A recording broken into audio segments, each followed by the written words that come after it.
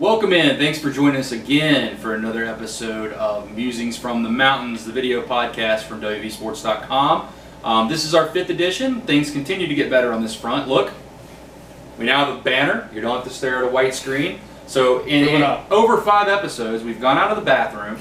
We have intro music, an intro itself, a logo, and now we have a banner. We're going to continue to try to improve what we're doing. Obviously, this is a little bit of test driving. But things are going well. We're excited. Thanks for joining us again. Today was the first day that we were able to see West Virginia in full pads. No 11-on-11 work. I know you're probably wondering what happened there. There were no 11-on-11 work during the open period we were able to report on. But there was some interesting things. West Virginia had their competition period again, which is always exciting. Another really competitive one to start things off. Colton McKivitz versus Reese Donahue, just an old-fashioned offensive-defensive line going at it. It was exciting, pads popping, football's back. What did you think, Patrick? I mean, it was definitely exciting. That's what I like about having these full pad practices now, that the competition drills I feel like are going to be much more exciting. It's not going to be just guys in helmets and shorts, doing another. You're going to see some more contact in these drills, and you mentioned Colton McKivitz, Reese Donahue going against each other. Also had running back Tony Mathis going up against Jake Abbott, and Isaiah Esdale going up against Quantel Range. Just some great, intriguing matchups. It was definitely fun to watch. Score one for the offense today. The offense did win the competition period. I think the only person, was it a clean sweep? I think it was a clean sweep. Yeah. We'll go with that. Yeah, we'll go with clean sweep. Watch the videos if you're not sure. Yes, we do have the video on our site. I do recommend you check out the McKivitz Donahue, and it was definitely entertaining. As for other things that stood out to me, something that's been a concern of mine from the start of fall camp, obviously a concern of Neil Brown, considering he didn't want to address the question the other day, was punting.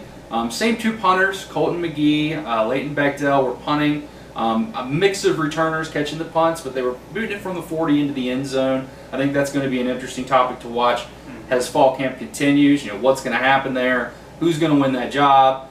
That's just going to continue to be a topic of conversation until someone earns it.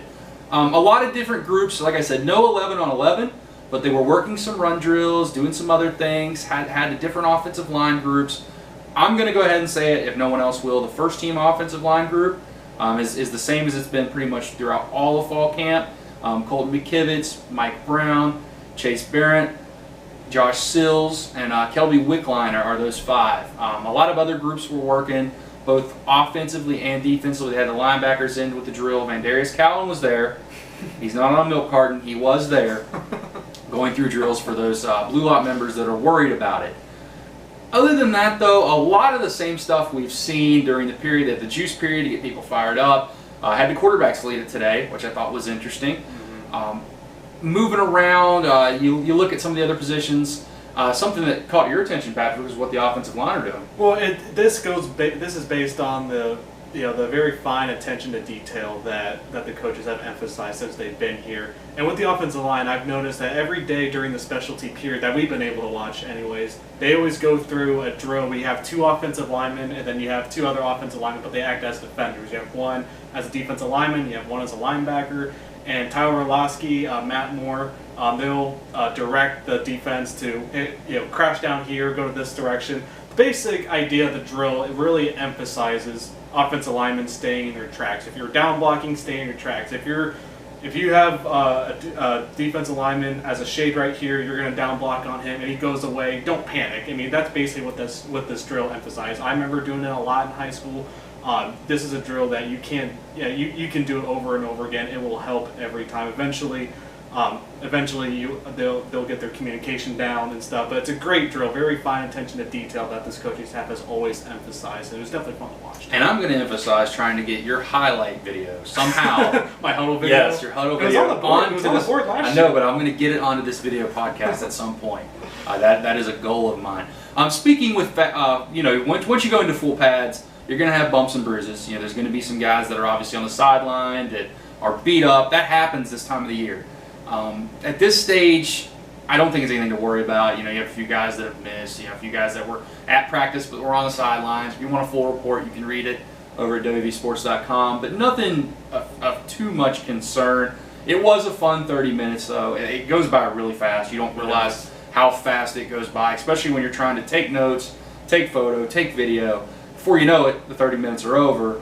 But it was exciting. We get one more that I know of. There's always a chance they could opt to open more of them next week. But in the meantime, we're going to continue to do this video podcast. We're going to have more. Tomorrow, we meet with defensive assistants, so we'll have some updates on what's going on there. And then we'll meet with Neil Brown again on Saturday. From player interviews today, after practice, some interesting things to me is just talking to Alex Saintfield, running back that didn't get to play a lot last year because he hurt his ankle. At the end of spring, he went into Neil Brown's office. They discussed how he could be better utilized. He's a guy that has, since he stepped foot on campus, the buzzword has been versatility. He's a pass catcher. He's a running back. He's a lot of different things. He's really putting that to the test now. They challenged him. They wanted him to learn how to play wide receiver. He's going to be basically a running back that can play wide receiver, not a running back that is playing wide receiver, a wide receiver. He understands a lot of the route concepts. He's starting to learn what he needs to do there with stacking routes, move certain head movements to create space. He understands the nuances of playing the position that I think is going to make things really interesting when you go back to what Chad Scott said about how they plan to use this position. They want the running back. They want to use a lot of 20 personnel, 2 backs, but they want to be able to get in a lot of different formations with the same personnel. That means you could see Saintfield in the slot. You could see McCoy in the slot. You could see 2 in the backfield in motion to the slot to get a matchup with a linebacker out in space, which is favorable, especially if you know what you're doing. You saw it the other day if you watch our videos from practice. Saintfield had an excellent corner, a flag route into the back of the end zone, and perfect coverage by Tyke Smith, but he still was able to catch the football. Coincidentally enough, he said that's his favorite route. So you might be seeing that some this fall. Well, the versatility of this group is something that's been talked about over and over again. And I asked both Kenny McCoy and Letty Brown, what's the best thing that this running backs group brings to the table? And they both said it's that versatility. Having running backs that can block, run the ball, of course, and then catch passes out of the backfield. You have that, you can really throw some defenses off guard.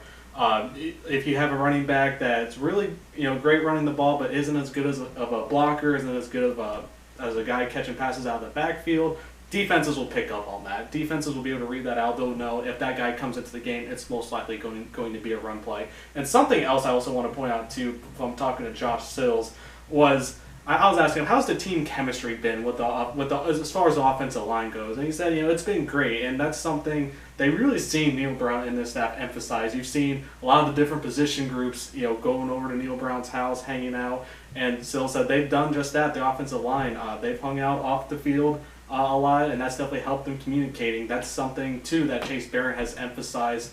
Also during the summer was communicating with the offensive line. Part of that drill, as I just mentioned earlier, emphasizes the communication, knowing when to double team, knowing when to come off a double team and onto a linebacker. And I think going back to the running backs for a second, something that was interesting to me is how much they focused on being creative at the second level. That was something that when Chad Scott took this job, he watched film, they would bust runs, but once they got to the second level, they weren't making people miss. So that's been a focus for this group. They want everybody doing this. A specific play highlighted to me that I thought was interesting was a run by Letty Brown, who broke a ton of tackles last year. Probably broke more tackles than anybody on the team. Yeah, he had the ball at about the 21-yard line going in towards the end zone, and a defender was between him and the end zone. And instead of just bulldozing him over, maybe getting caught from behind or getting pushed out of bounds, he stopped, put on the brakes, made a cut, made the defender miss, and scored a touchdown. That is what Chad Scott wants to see out of the position. That and contact balance. Those are the 2 things that the group's been working on, and things are going swimmingly there. I think I'm really excited to see how West Virginia is going to use these running backs. Mm-hmm. Something that Chad said yesterday that caught my attention was, this didn't just talk. They want to get in 2-back. They want to utilize this position. They want to get them the football. This is the bread and butter of the West Virginia offense this year right now. Everybody that follows this team understands that the running backs are going to be a big piece of this thing. So it's going to be interesting to see how it all unfolds. We have defensive assistants. Tomorrow we'll be back at it. I hope you tune in. I hope you enjoy this. I do recommend that if you like this show, if you like talking with me and Patrick, and yeah, we do know that. You wouldn't be watching it otherwise. It definitely is not for our looks.